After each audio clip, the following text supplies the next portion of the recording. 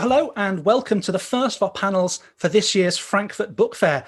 Don't worry if you can't make any of the other sessions, the videos will remain available on YouTube and the audio on our podcast. Just search for Talking Through My Hat. Today, we are talking innovation, or more precisely, managing innovation. How do we identify where change is needed in our businesses? How do we get our teams on board with the idea of change? How do we pick our battles and make sure that the most important changes happen? And how do we know things are heading in the right direction? I'm John Pettigrew, recovering editor and CEO at We Are Futureproofs, where we build software to support skilled editorial teams. And I'm joined by a fantastic panel today. To introduce them in alphabetical order, Bec Evans is a writer, speaker, and a business founder. While working in publishing, she turned her side hustle, Prolifiko, a writing productivity coach, into a startup. As a consultant, she helps businesses innovate and coaches people to build the skills and confidence to make their ideas happen. Her first book, How to Have a Happy Hustle, won the Startup Inspiration category at the 2020 Business Book Awards. So welcome, Bec.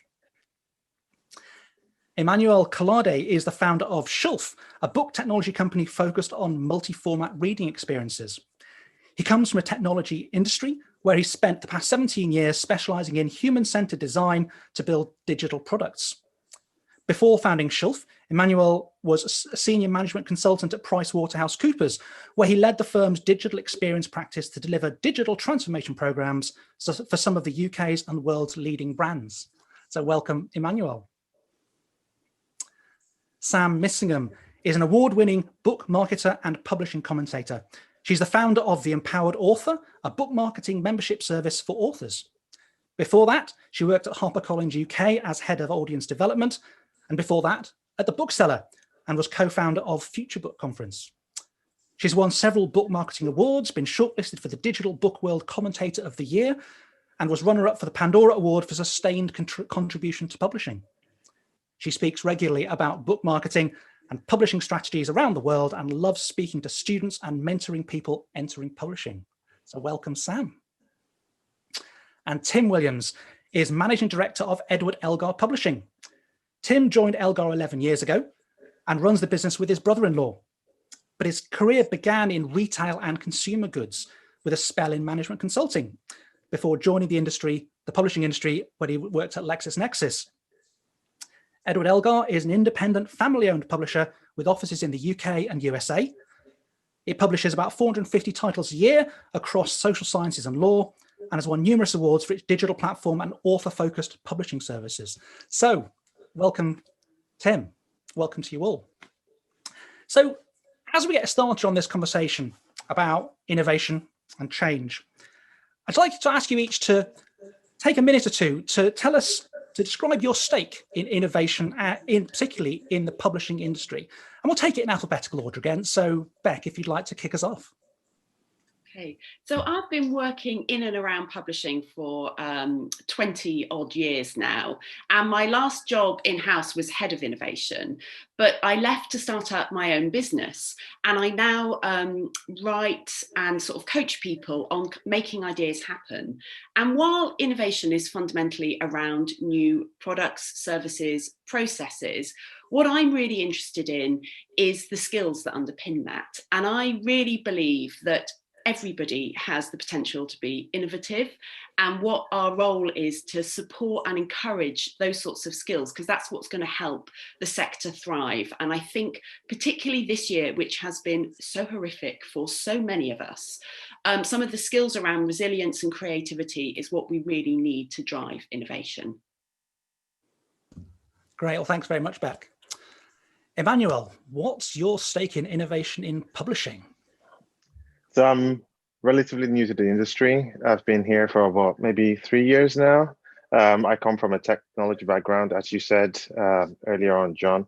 And you know, my sort of outside view of the industry from years ago was that it tended to be quite focused on sort of back office, focused on book selling, focused on sort of how you get that book from, you know, the process of it being written all the way down to the bookshelf. I found there was a vacuum in terms of no one was really talking about readers. No one was talking about reader experiences. No one was talking about, how you actually make this perfect product, which is the book, which has sort of endured so many disruptions and is still standing as a physical product. No one has been talking about, well, how do you make that even more perfect for the end customer? So, coming in, started from my own personal frustrations with books themselves, across all formats. And, coming in, I noticed that vacuum, that we need to talk a lot more about the reader, the end customer, how they discover, how they experience the books and things like that. So I think there are a lot of things that we could do, we should be doing with books, with the content we're producing across formats. It's this kind of change in culture, this reader-centric experience, this reader-centered culture that I'm looking to really bring in to the industry and talk about today, hopefully. Great, thank you. Sam, innovation, what do you think? Yes, so my background has been in magazines, specifically, well, in business to business and consumer magazines. And obviously magazines work primarily by being around a hobby and a behavior around, be that gardening, digital photography, let me think, design, anything like that, that people behave in a certain way and they will congregate around good content. They will behave in a certain way. They will spend money on their hobby.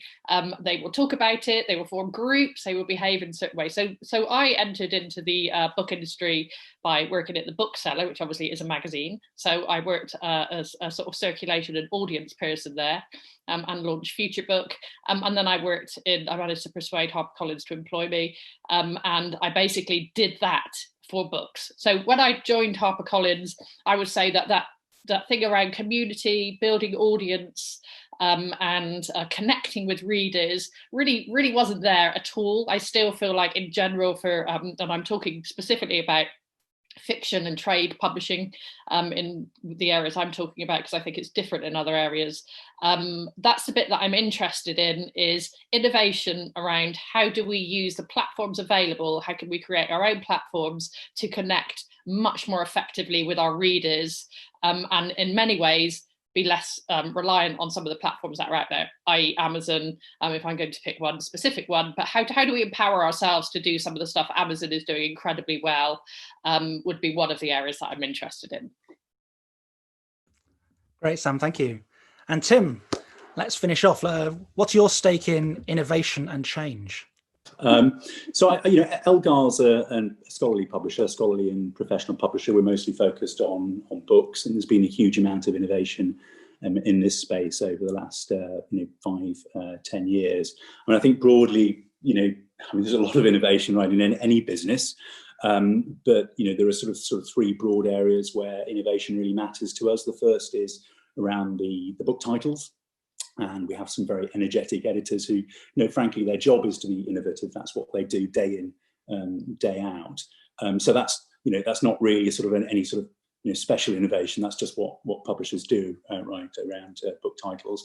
And then there's some more strategic innovations around digital platforms, and there's been a huge amount of innovation around business models. And as an SME publisher, you've got to pick your battles, I think, with those, and deciding what you're going to innovate and what you're going to leave to others is part of part of what we do. And then I think as a third thing, we see ourselves as a very author-focused publisher. And to provide author focus in a very tough industry where you're competing against some big corporates with large scale, you've probably got to be very innovative about the processes and refining processes and being innovative and adopting new technologies in your processes as well. And that I think is almost the most important thing is how do we innovate in our processes, and how do we empower the team to innovate in our processes as well. Great, thanks, Tim. So let's kind of start thinking about this stuff in a little bit of detail. And I want to begin by asking what we actually mean by innovation. It's a word that gets tossed around a lot, but what do we really mean by it? So I'll pass this one over to Bec, because you used to be a head of innovation. So presumably you have some idea of what it means. Yeah. So I would say that the definition that I find most helpful is about responding to customer or user needs to create sort of new ideas. And that means everything from products, services, and processes, as Tim said, in a way that can make money. And that's really important because we're in a business environment. So that kind of, often it's called the exploitation of ideas, but it is about a commercial imperative within bookselling and publishing. And I think there's a lot of emphasis on the kind of the narrative around disruption. And I think that can be very negative to the discussion around innovation. I sort of said earlier that I'm really interested in how we become more innovative and what that means as individuals and what that means for businesses. And I think this year particularly has really shown innovation in a different light. So rather than just focus around new ideas that disrupt, we have all been disrupted. And I think it's forced people to do things around incremental innovation and also pivots, which comes in a lot. It's a bit of a hated word, pivot, but it's a change in strategy to respond to, a changing environment and new customer needs. And I think at heart, we have to really focus on what customers want and how we get that out to them and come up with as many ideas as possible to do that. Okay, that's great. So if what we need to do is come up with ideas that make money to deal with change that's happening around us or change that needs to happen to reach new opportunities. I mean, Tim, you're our resident kind of publisher in this conversation. And you said, you have this focus, you need to have this focus at Elgar on kind of keeping innovation in mind. How do you identify as a publisher where innovation is needed? Yeah, that's a good question, and I think the easy answer is innovation is needed everywhere, right? And if you are not innovating, then in a competitive industry you're kind of dead in the water in 5 years' time. So you've always got to be looking for where we need to innovate, and I think that has to be driven by the strategy, ultimately, and so where do you want to play as a business, and what capabilities do you need to win in that space, and then sort of especially as an SME business, you have to sort of focus with a bit of with laser-like focus on those areas where you think you can make a difference to your business model, not those areas where actually it's a sort of capability everybody has and you can probably outsource it. So I think you've got to really be focused on the innovation. It's it has to be strategy led. It's got to be where you want to play and where you want to win, and what capabilities you need for that. Great. So if practical innovation then is about understanding your strategy, focusing on what's important and what's going to differentiate you from other people. I mean, Emmanuel, you've got a kind of background in management consultancy and working with different businesses. What are the skills that a team needs, and I guess specifically that the managers of that team, what are the skills you need to develop to be able to do innovation well?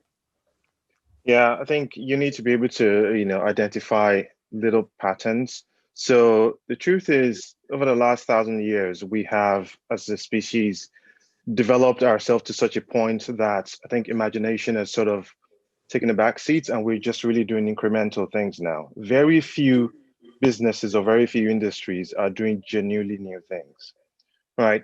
So the only space where it makes most sense to operate at this moment, especially in an industry like this, where we have such a perfect physical product, which is sort of the center of everything else we make in this industry, is the physical book. That is the ultimate product, and it stood the test of time.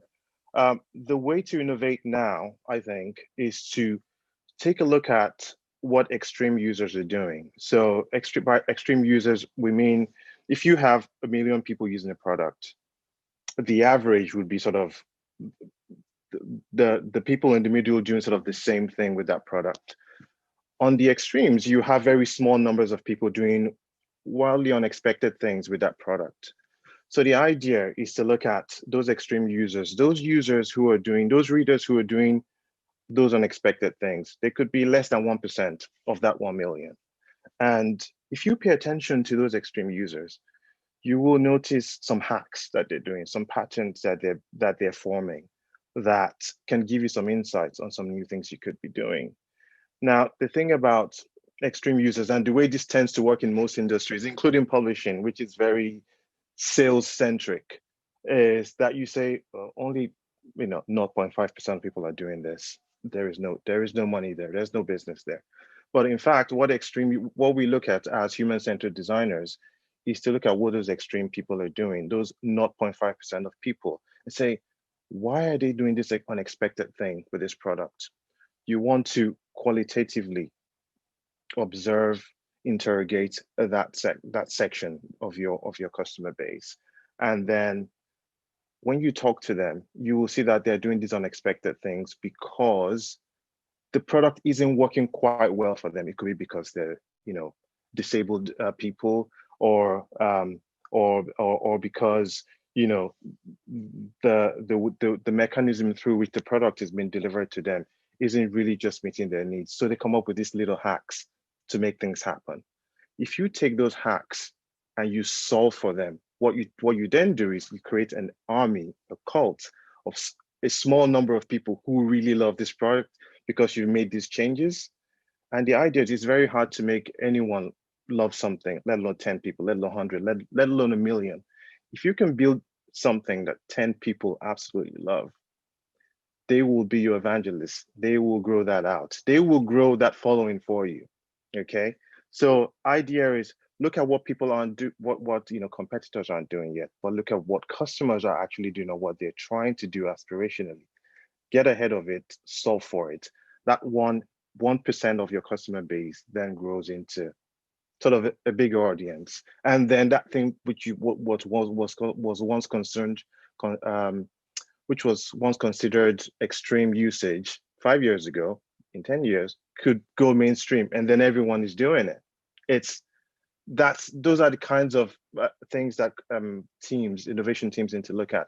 It's the identifying the things that are not necessarily here yet, but that you're seeing forming a pattern. Don't ignore it, interrogate it, and then build on it. So it's based on, curiosity, observation for no specific purpose. So go into observation without any agenda.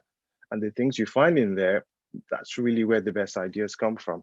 And that's what innovation teams and managers need to be looking at. Okay, that's great. Thank you, Emmanuel. So we need to combine then a really deep understanding of our business, kind of end to end, and particularly how it's affecting our customers and our users, with an understanding of why we're doing what we're doing. Some of the stuff Tim was talking about with strategy and focus and so forth, and understanding our market and competitors. So Sam, are managers in publishing actually given the right skills to do this stuff? Well,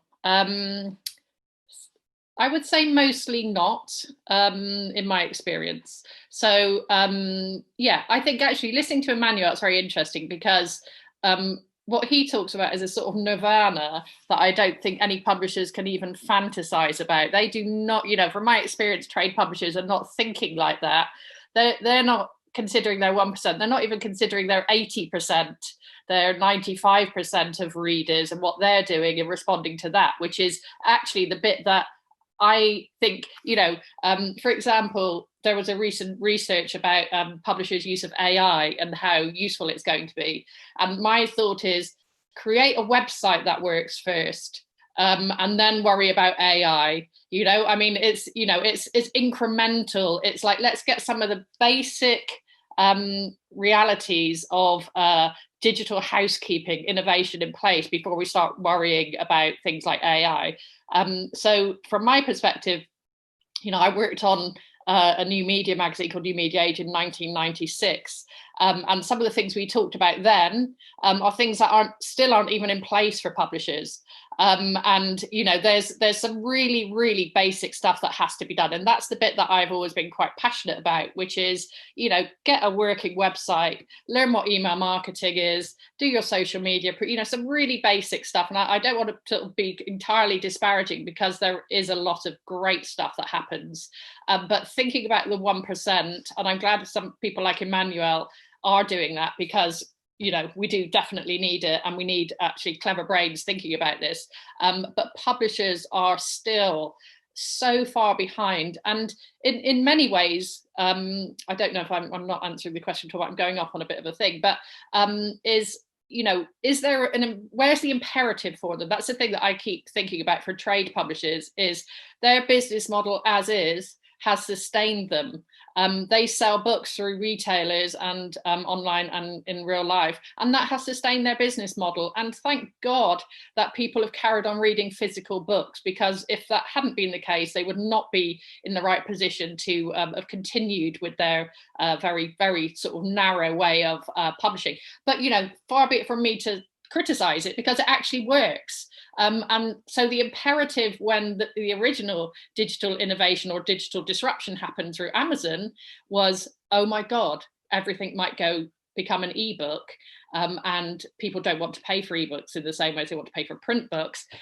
So lots of innovation happened, as Bec said, innovation happened then as a consequence of something. So disruption happened to them. We have now had a year of disruption happening again to publishers, and them going, oh, yeah, okay, quick, let's respond to it. Whereas my overriding thought, which is what I think probably Emmanuel would agree with, and hopefully everyone, is you do not wait for disruption to happen to you to think about innovation. You basically are thinking disruption will happen to us. We are the biggest player in our industry is Amazon, the most disruptive, innovative, annoying, fantastic, in technological terms, company in the world. They are in our playground, and we are just sitting back, letting them innovate all over the place and get ahead of disruption. They're ready for disruption all the time, and we're not. And that really frustrates me, because we have so many things that Amazon et al. Don't have, and we never exploit them properly. So that would be my take on innovation. Was that the question? I don't know. Close enough, I think.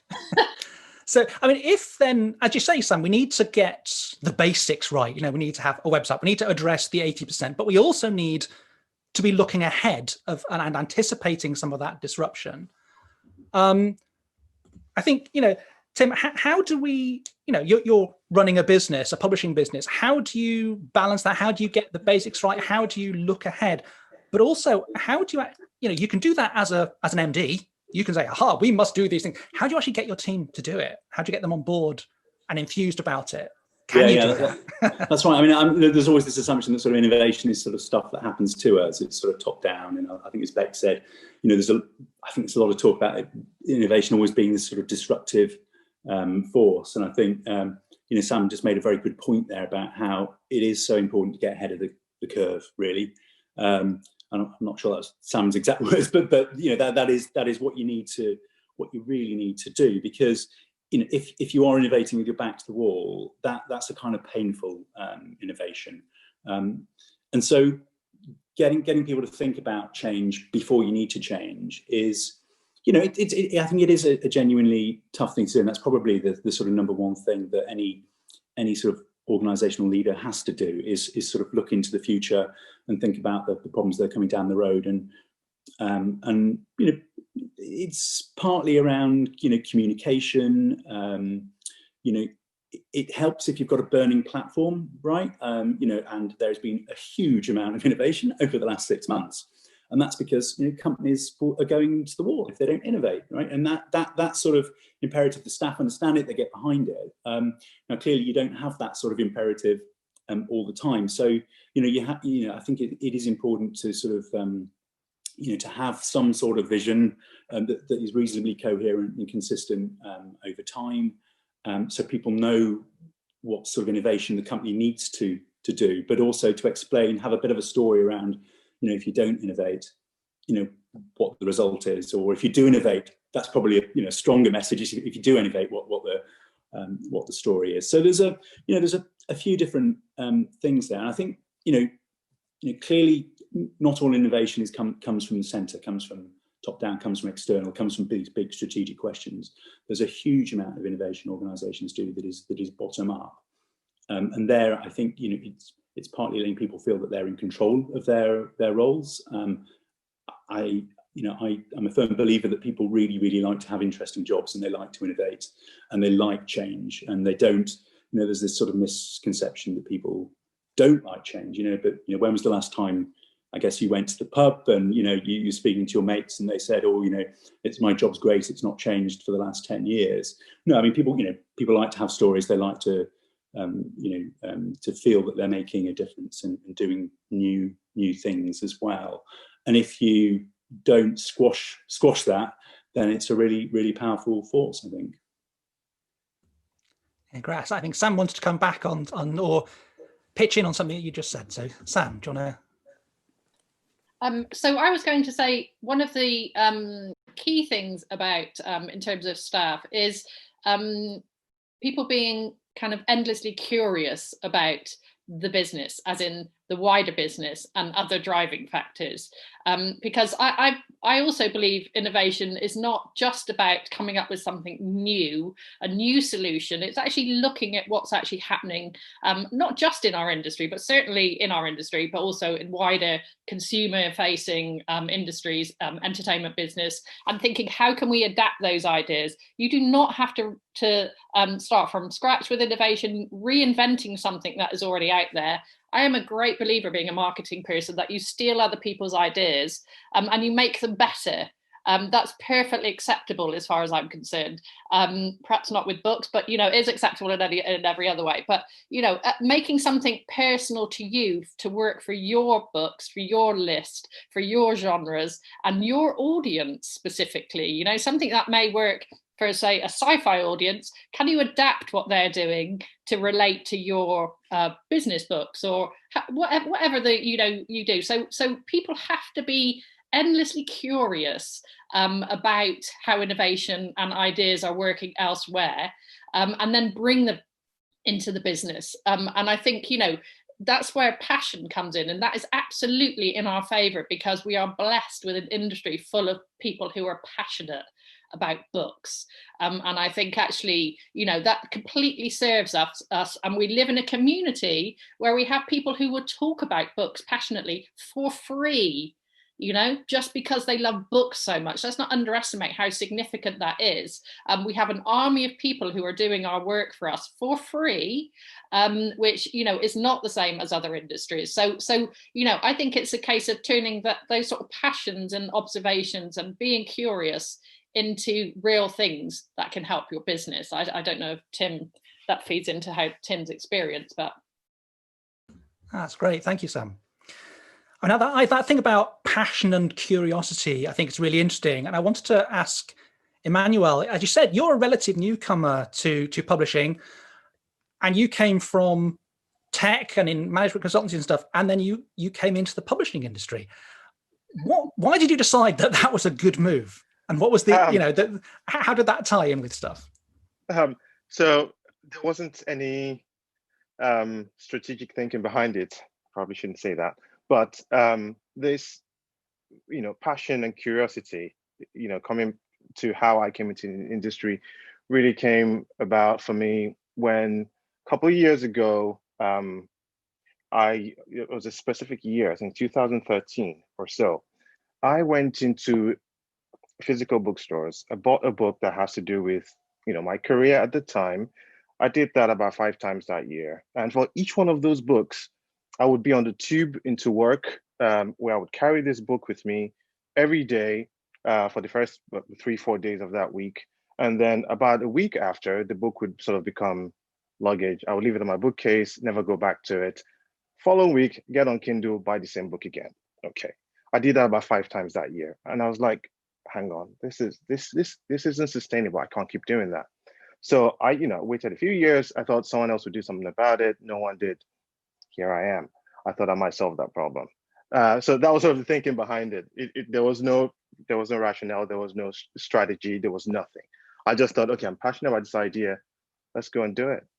And I think, back to the point we're making about passion, about curiosity. Really, this is an industry of creativities all over the place. I mean, one of the things from outside the industry, looking on from outside the industry before I came in, was what was really apparent to me. Like, people love this stuff. People love the work that they do here, and the creativity is there. And I think it's all about just meeting these people, from people who work, the back office of getting everything from the author up to when the book was actually produced, to people who are actually selling books inside the bookshops themselves.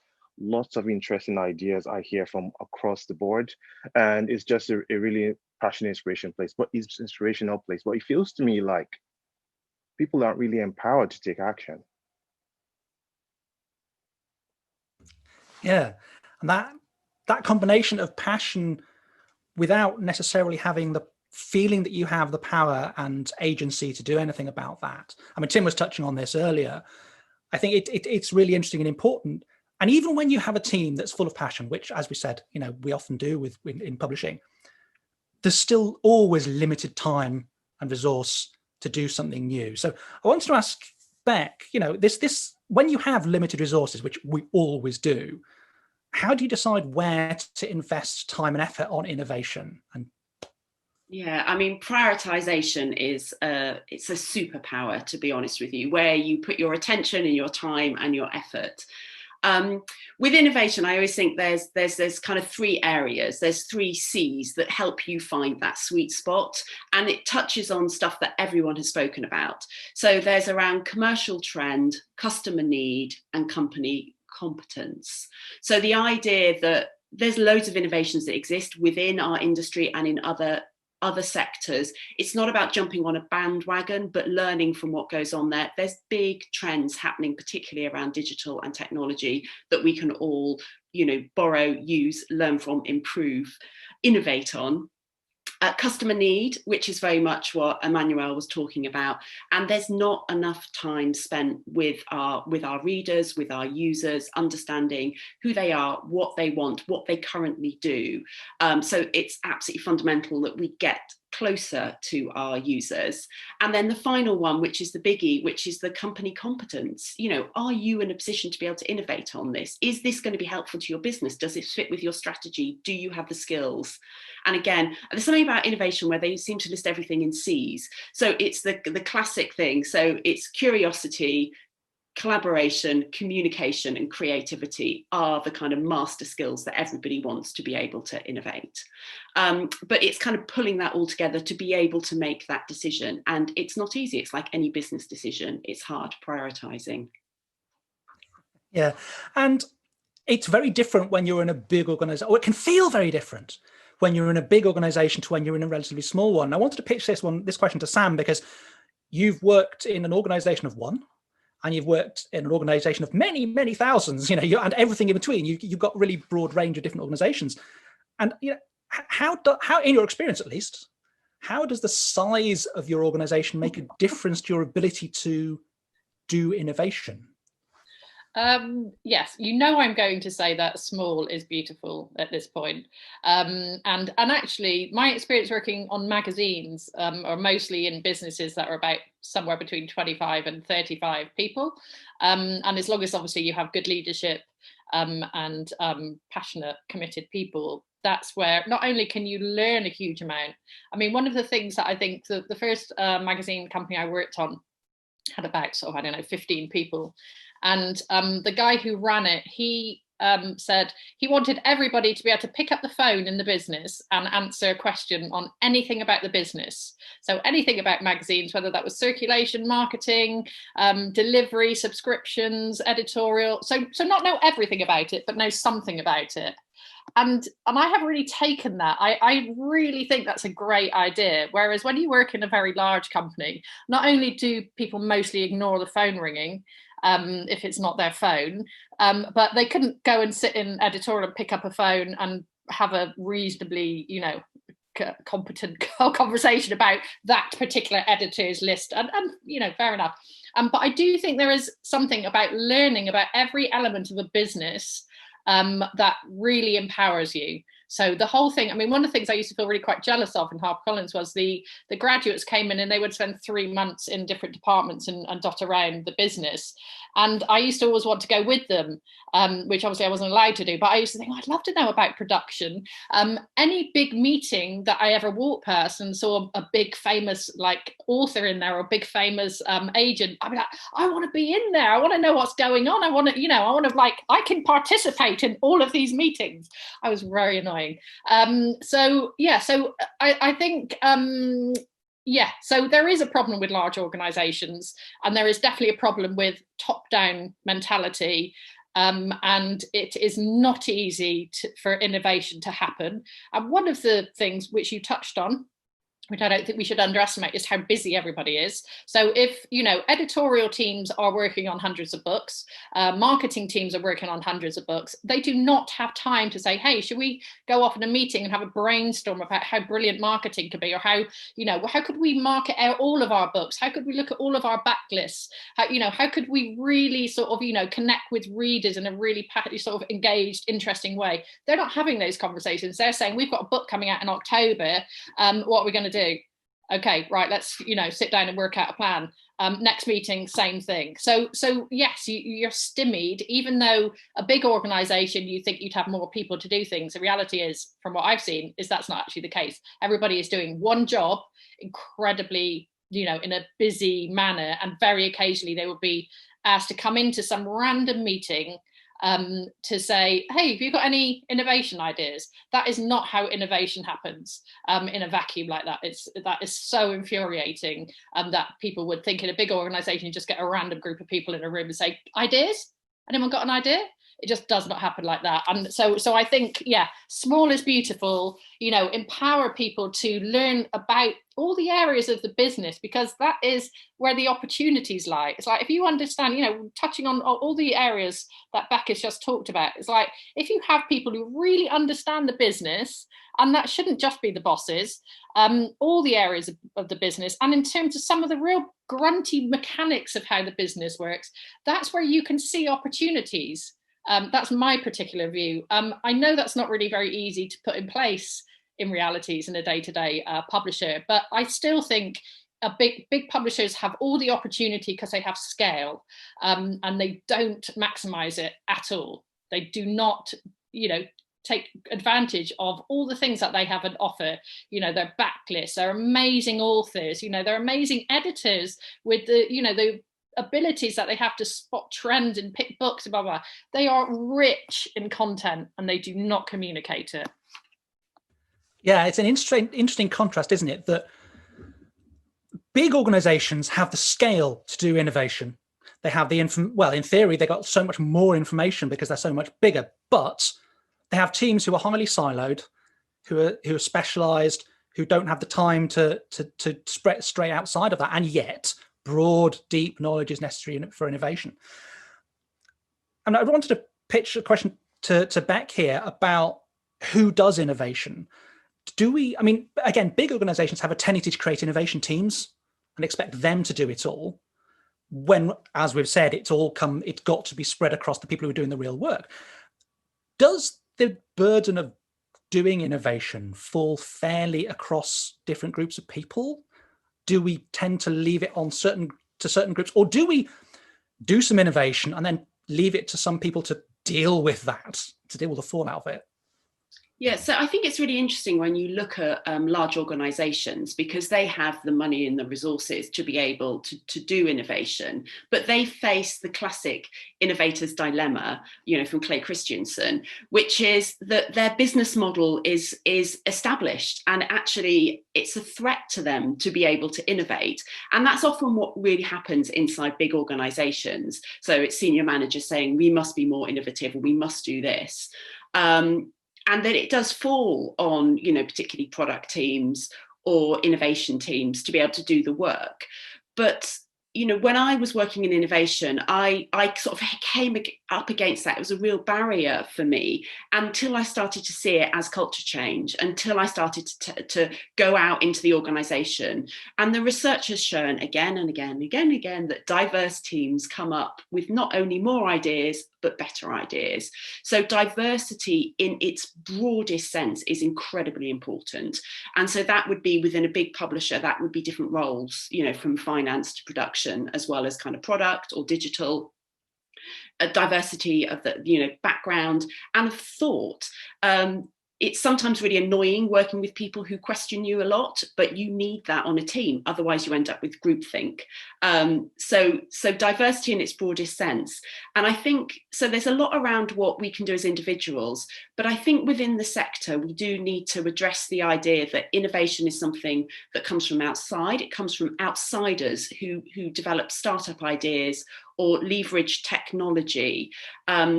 And at the moment, in particular, startups and individuals do not have the resources to be able to cope. We're in the middle of a pandemic.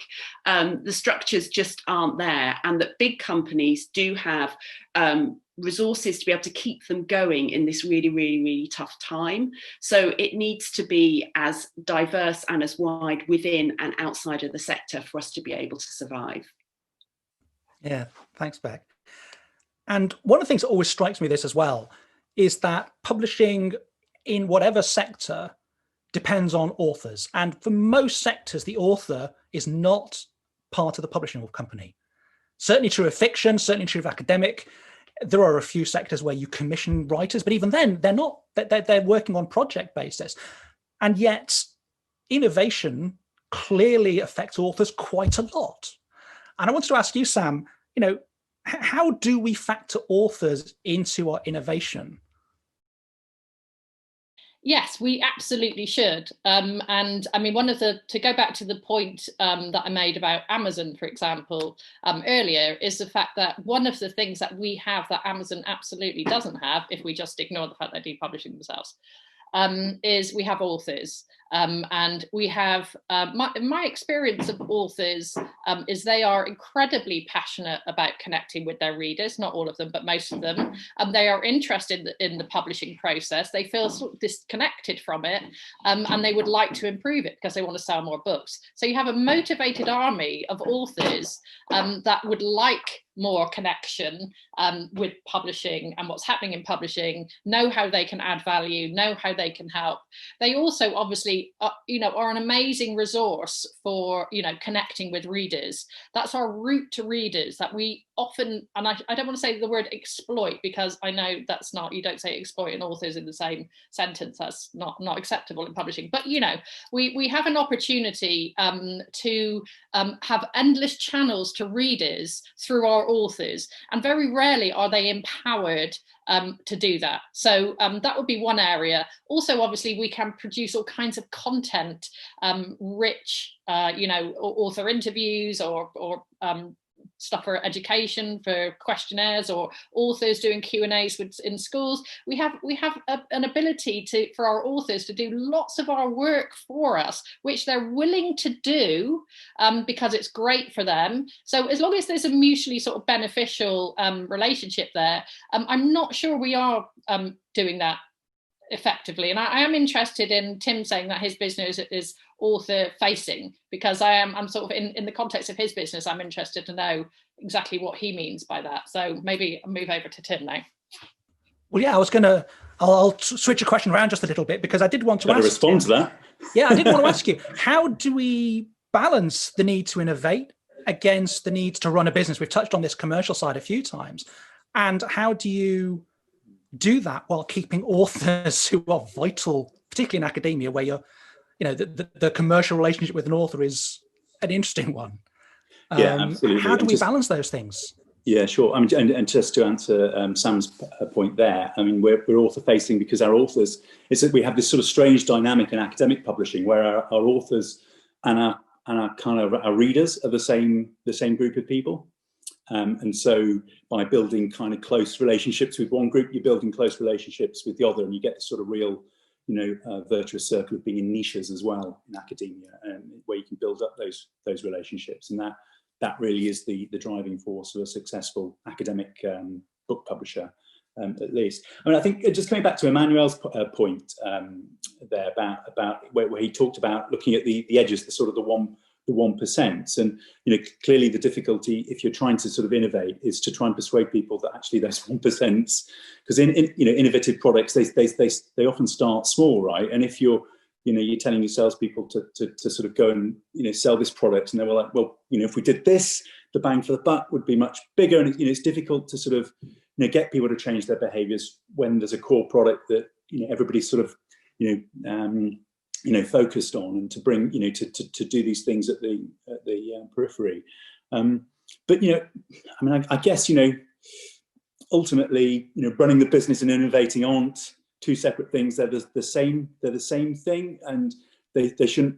We've got to be careful not to see them as different things. And you've got to sort of think of a product mix of established products and new products. I guess with the big organisations that I've been in the past, they tend to have their sort of incentive structures built around short-term sort of measurable things, and innovation is not a short-term measurable things, and so you can create a lot of distortion, which hopefully in a smaller business you don't have to quite the same extent. I'm really reassured to hear that large companies sort of struggle to innovate just as much as small ones, even though they've got the scale to do it. There may be other barriers, including being a bit more siloed, whereas the smaller guys, maybe we don't have the resources, but we are much less siloed. And certainly I've experienced that in Elgar. But the key challenge, I think, then is then how do you create the time to do new things, and that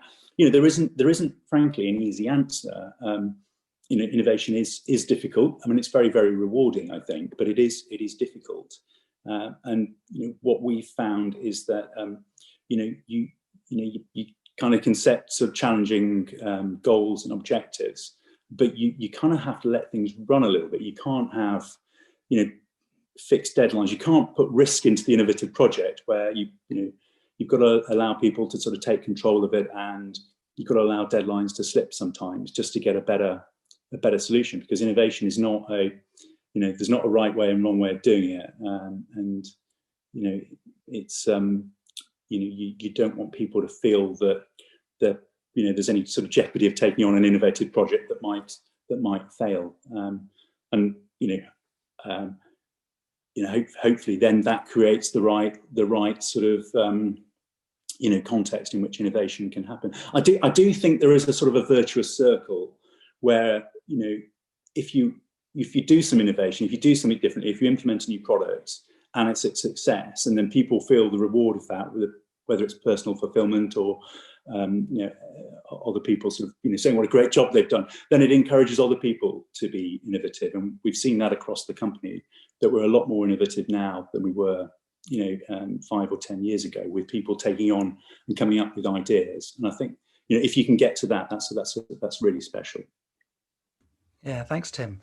So this idea of innovation, one of the crucial things with innovation, as you said, is that sometimes they fail for whatever you mean by fail, and how do you judge when that's happened. But I wanted to ask Emmanuel, particularly, you're a business owner, you've been running a business for a few years. This question, for those of us who run businesses, it's always quite high in your mind. How do you know you're going in the right direction, particularly with your innovative stuff that is a bit difficult to measure yet? How do you know? How do you make those calls? So, how do you do it? How does one? I think, as a business owner, where the buck stops with me, I wouldn't say it's necessarily easier, because yes, I've worked in larger organizations as well. But I think what organizations of all sizes need are really, I think we need more entrepreneurs in publishing.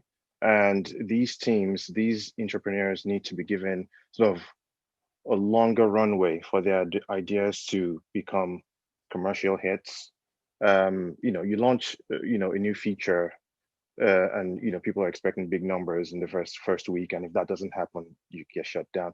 I think people need a longer runway to build out an audience. And the truth about innovation is, if you invent something new, yes, it might be considered niche initially, but over time you can grow. The things that human beings design, they change human behavior as well. Okay. Of course, the things we design are based on human behavior, what we see, what we think people desire, what they want. We build to solve those. But as well, some of the new things we create changes behaviors, and then it's sort of a virtuous cycle, isn't it? So you need a longer runway. So as a small business owner, as a startup owner, I've been running Shell for about 2 years now. We're doing something, yes, groundbreaking, but I'm in this sort of for the long haul. And the idea is to slowly influence human behavior for those who don't already consume books the way our current customers are doing it. But the idea is that over time, people see it working somewhere else and they get curious, they try it out, it becomes a habit, they form it, it becomes a thing for them as well. And I think the same needs to be applied across all sizes of companies, small, medium, large, everywhere. You have these entrepreneurs who come up with these new ideas, you ship them, give them a long runway to prove it. And if it fails as well, that's absolutely fine. We need to move away from this idea that people everything has to be a commercial hit. And if someone feels like, getting involved in an innovative project that might fail will impact their career negatively, then people will step back and they won't want to take that risk. So you need to find new mechanisms to actually reward failures in innovation as well, when it doesn't go the way you expect. Thanks, Emmanuel.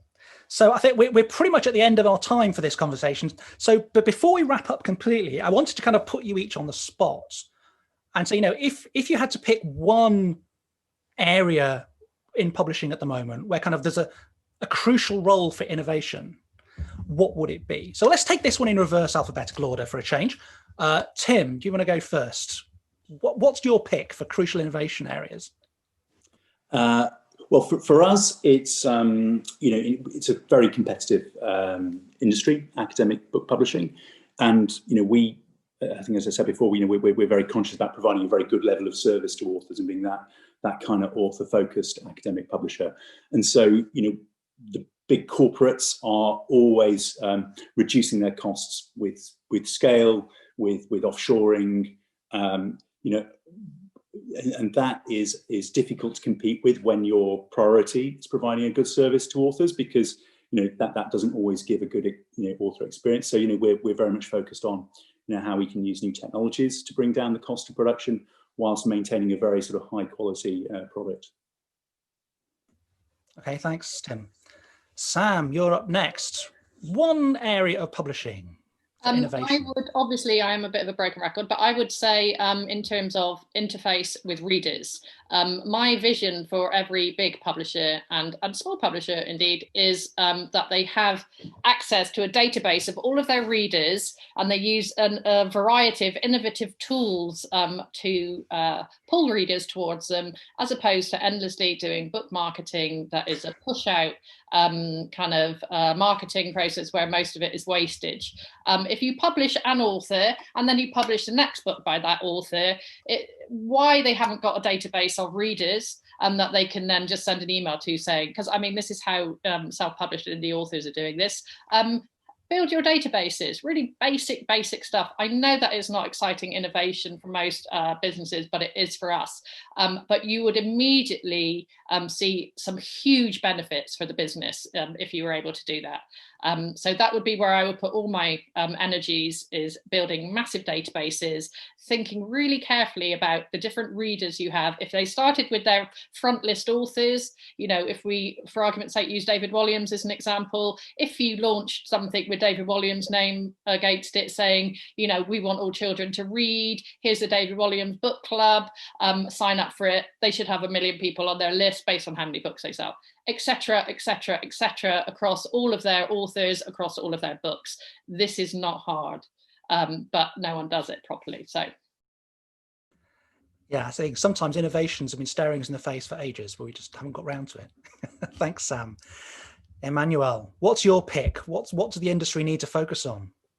I think I always say the book is the perfect product, the physical book. It's been the same for ages. And it really is, something, that product. But I think that the book itself, the physical book itself, needs to change. It stays physical, but it needs to be able to make itself available to people in the way they need to consume it, at the point that they need to consume it. So I think that blending between all the formats we currently have is where the book is certainly headed. Okay, great, thank you. And Bec, what's your pick for crucial innovation? I think for too long, we're really focused on this idea of like disintermediation, which is what Amazon did. It cut out loads of middlemen. And I think this focus on efficiency and reducing friction is actually damaging to publishers and to readers. So I'm going to make a pitch for making it more complicated, for bringing readers into it, to slowing them down, to building those communities so people have a deeper engagement.